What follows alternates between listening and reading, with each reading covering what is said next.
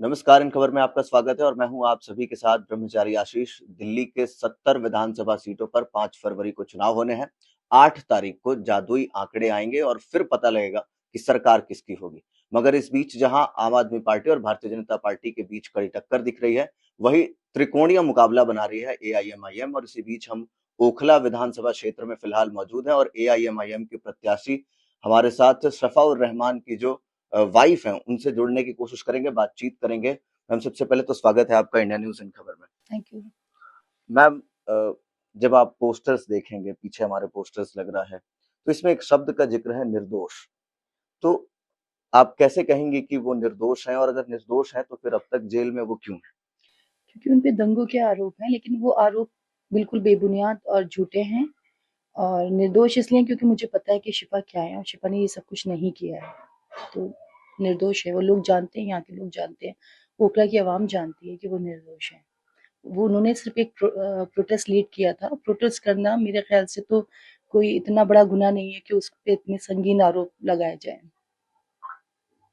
लेकिन जब दंगे भड़कते हैं, लोग सड़कों पर आते हैं, अक्सर निर्दोष लोग माने जाते हैं, तो ऐसी स्थिति में तो अगर कुछ लोगों के ऊपर कार्रवाई हो रही है तो इसमें गलत क्या है? उसके लिए आप किसी एक को जिम्मेदार नहीं बना सकते ना। कोई भी ऐसी क्लिप कुछ नहीं है जहाँ दंगे हुए हैं वहाँ शिफा मौजूद नहीं थे। उन्होंने सिर्फ एक जामिया का प्रोटेस्ट लीड किया था, तो वो एक सबसे बड़ा रीजन बन गया उन पे आरोप लगने का। जी। मैम, डेवलपमेंटल प्लान्स की बात करेंगे, क्योंकि जब आप बीजेपी के संकल्प पत्र को देखती हैं, आम आदमी पार्टी के मैनिफेस्टो को देखती हैं, तो उसमें कुछ ना कुछ एजेंडा है, उनका विजन है। मगर जब आपके पोस्टर्स को देखे जाते हैं तो उसमें कहीं ना कहीं वो फिर से वही अपीजमेंट वाली बात आ जाती है, उसमें विकास कहीं नजर नहीं आ रहा है। अच्छा, एक बात बताइए, जो मैनिफेस्टो हैं वो उन मैनिफेस्टो पे खरे उतरते हैं? अगर वो लोग खरे उतरते हैं तो आज लोगों को शिकायतें क्यों हैं? फिर मैंने जीतते भी तो हैं। जीतते आम आदमी हैं पार्टी दो क्योंकि बार से कायम है। हाँ, तो बेवकूफ लोग बन रहे हैं। अब धीरे धीरे लोगों में जागरूकता आ रही है, लोग समझ रहे हैं चीजों को। तो और रही बात मैनिफेस्टो की, तो देखिए, मैनिफेस्टो बनाने से ज्यादा उस पर अमल करने की जरूरत है। आप क्या बोल रहे हैं वो मैटर नहीं करता, आप क्या करेंगे वो मैटर करता है। अच्छा, ओखला विधानसभा क्षेत्र के लिए खास तौर पे आप लोगों के क्या डेवलपमेंटल प्लान्स हैं? डेवलपमेंट, और जाहिर सी बात है, मैं ओखला में रहती हूँ तो मैं यहाँ के लिए तरक्की ही चाहूंगी ना। मैं चाहूंगी कि ओखला में डेवलपमेंट आए। डेवलपमेंट की यही प्लान है। ज्यादातर यहाँ पे लोगों को सड़क की समस्या है, हेल्थ इश्यूज हैं, ठीक है। और सबसे बड़ी समस्या यहाँ पे डस्ट की है, जिससे एक्यूआई लेवल बढ़ता है। मतलब जब सब जगह एक्यूआई लेवल बढ़ा हुआ है, बट यहाँ डस्ट से एलर्जी, मेरे बेटे हैं, मैं और लोगों का भी सुनती हूँ, बच्चों को एस्थमा प्रॉब्लम्स हो गए बहुत यंग यंग एज में। और जो डस्ट है उसका सबसे बड़ा रीजन यहाँ पे टूटी सड़कें, फुटपाथ टूटे पड़े हैं। एक एक साल से सड़कें टूटी पड़ी हैं, उस पर कोई वो कार्य वो नहीं हो रहा है, कुछ काम नहीं हो रहा है। तो ये सब चीजें बेसिक, मतलब ये मेन चीजें हैं जिससे लोग परेशान हैं, और कहीं ना कहीं इससे हमारा कारोबार भी इफेक्ट हो रहा है। हम्म। तो जब मैंने बात की यहाँ पर कि जो मुकाबला है वो कहीं ना कहीं त्रिकोणीय, या फिर अब तो ये मान लीजिए कि 4 एंगल्स पे ये जा रहा है, क्योंकि बीजेपी भी है, आम आदमी पार्टी भी है। तो ऐसा नहीं लगता है कि एआईएमआईएम ने प्रत्याशी उतार करके वोट कटवाव के तौर पर बनने का काम किया है? ऐसा पहली बार तो नहीं हो रहा ना कि ओखला विधानसभा सीट से 4 उम्मीदवार उतरे हो। तो ऐसा क्यों बार बार किया जा रहा है? लेकिन एआईएमआईएम पे तो अक्सर सवाल उठता है ना, बीजेपी की बी टीम है। ये मुझे तो ऐसा बिल्कुल भी नहीं लगता। अब बोलने के लिए लोग कुछ भी बोलते हैं। बी टीम किस हिसाब से? बी टीम होती तो वो लोग हमें कैंडिडेट चुनते। मतलब जो लोग दंगों के आरोप में बंधे, जिन पे इतने संगीन आरोप लगाए हैं और किसकी जरिए लगाए गए हैं, वो भी मुझे कहने की जरूरत नहीं है। हम उसी पार्टी के, मतलब जो उनके फेवर में है, वो हमें चुनकर, ये तो बिल्कुल बेबुनियाद चीजें हैं, बेबुनियाद सवाल है। हम्म। तो मतलब आप मानती हैं कि संगीन आरोप कहीं ना कहीं लगे हैं? संगीन आरोप तो लगे हुए हैं, लेकिन वो झूठे आरोप है। हम्म। आरोप तो संगीन ही है।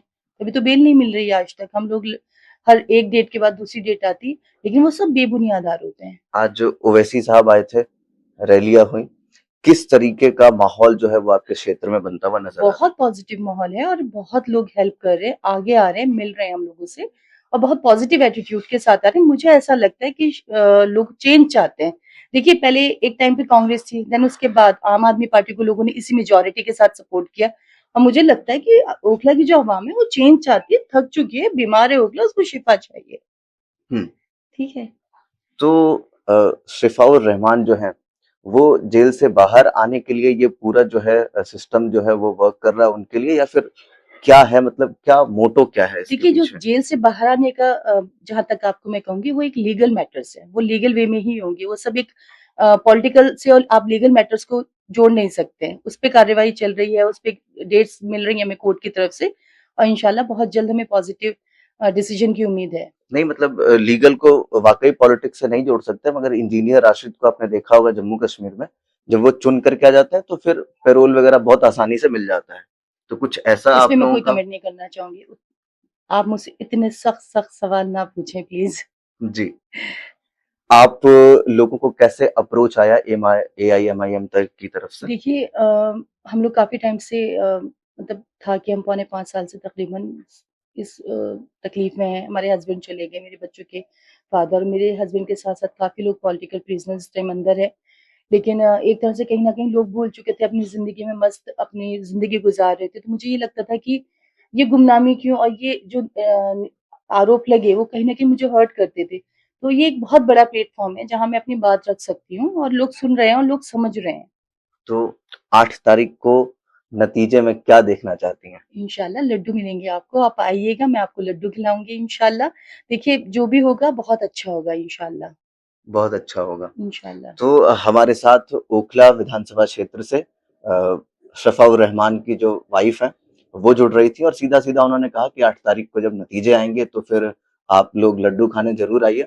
और ऐसे में ये जो पूरा विधानसभा क्षेत्र अगर आप देखें तो बहुत ही दिलचस्प है, और जो भी कुछ होगा 8 तारीख को जो मैजिकल रिजल्ट्स आने वाले हैं, उस पर सबका इंतज़ार रहेगा। बाकी के अपडेट्स के लिए देखते रहिए इन खबर। धन्यवाद।